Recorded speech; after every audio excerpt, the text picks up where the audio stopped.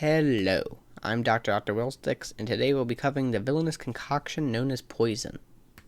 Poisons are often used by criminals, assassins, thieves, and other ne'er-do-wells, with the express purpose of either knocking someone out or killing them. If you're planning to poison someone in D&D, I repeat, in D&D, then you should know that poisons come in four main types, I guess you could say. Contact, ingestion, inhaled, and injury. Contact poison is a poison that poisons whoever you're trying to poison by being absorbed into their skin. Now this means that all a person needs to do is brush by such a poison to become infected, meaning that you can place this poison in all types of different areas, including on things such as doorknobs, on their handles of their weapons, or within their armor. Ingested poison is a poison that works by inflicting parts of the body from the inside by providing harmful chemicals that work during digestion. Inhaled poisons must be, inhaled when you breathe. These can have varying effects, but usually would affect areas such as your nose, mouth, or tear ducts. It's also almost useless to try and hold your breath to avoid poison, but that's a topic for another day. Lastly, injury poison is simple. You usually coat your weapon or ammunition, and if you hurt someone with it, they get poisoned.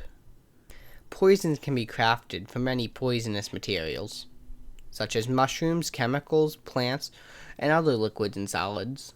In the DMG, there are many sample poisons, one of which is assassin's blood, which is most likely made up from mushrooms and or fruit, giving it a red color with a little smell but a surprisingly good taste. This is a debatably poisonous poison, which, it gives you lingering fatigue for 24 hours, the poison condition, and even most healthy people will probably die, but it's still not the strongest you can find on the black market. Burnt Uffer fumes are made by mixing powders or liquids from a poisonous material and cooking it. The resulting fumes are then contained in sealed bottles. This poison is more than lethal for guards and the average person you're dealing with.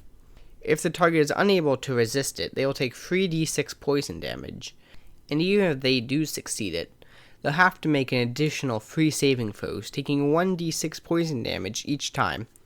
Drow Poison is a surprisingly common poison, although it's incredibly hard to get your hands on.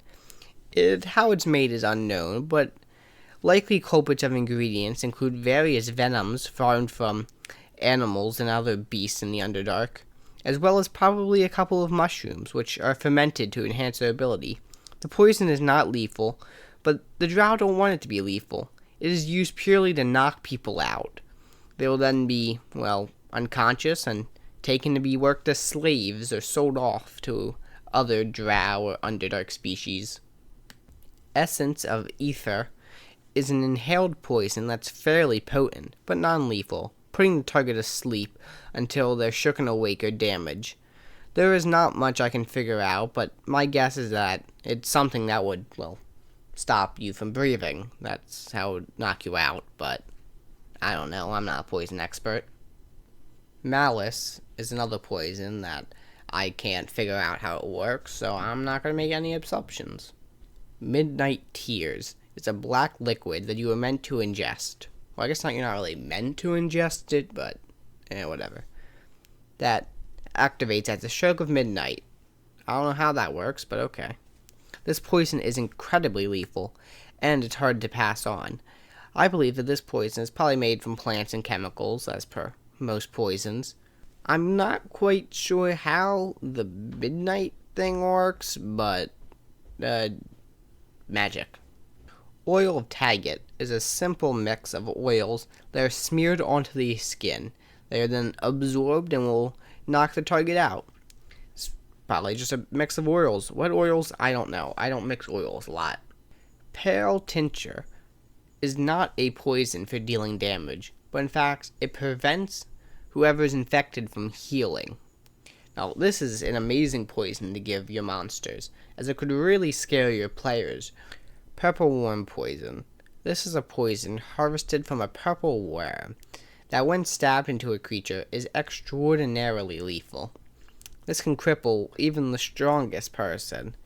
In fact, this poison is incredibly hard to procure, as it is naturally made from a purple worm. And trust me, killing a purple worm is no easy feat. Serpent Venom. It's kind of like purple worm venom, but you get it from a snake. Torpor is a poison that makes the target incredibly tired, with the target slowing their movement and effectively putting them to sleep, as it makes them unable to move their arms, making them useless for taking actions, and being too slow to take reactions of any form. Truth Serum is probably the only legal poison, as in fact it's commonly used by cities to, well, make people tell the truth. The poison's pretty weak, but, I mean, you want someone to tell the truth, you don't want to kill them. So, yeah, that's Truth Serum for you. Finally, Wyvern Poison. This is poison harvested from a wyvern, which I feel like that's pretty obvious. Wyverns are pretty strong, although they can be trained as mounts, meaning that if you really wanted to, someone could be farming wyverns, which sounds like an amazingly scary quest. So, there's an idea for you. Well, anyway, that's it for these potent poisons. If you enjoyed this video, please like, comment, subscribe, and I will see you next time.